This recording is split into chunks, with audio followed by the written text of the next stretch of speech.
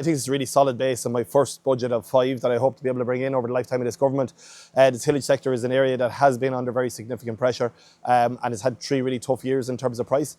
And I do want to support the sector. Obviously, we have the likes of the Strong Corporation measure and Protein Aid, which has worked well, and I was able to provide extra funding for that over the course of this year.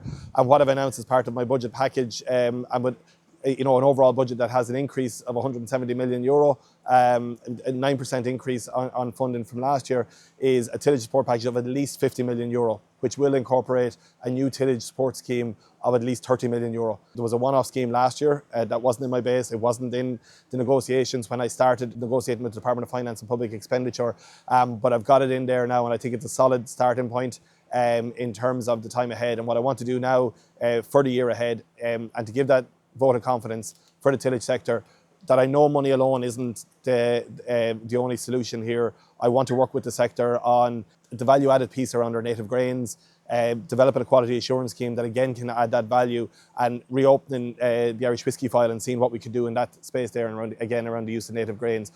But there was a very clear message to me. Financial support was needed there. This is a tight budget. I have a lot of competing demands on it, but I was determined to have tillage as a sector that is supported.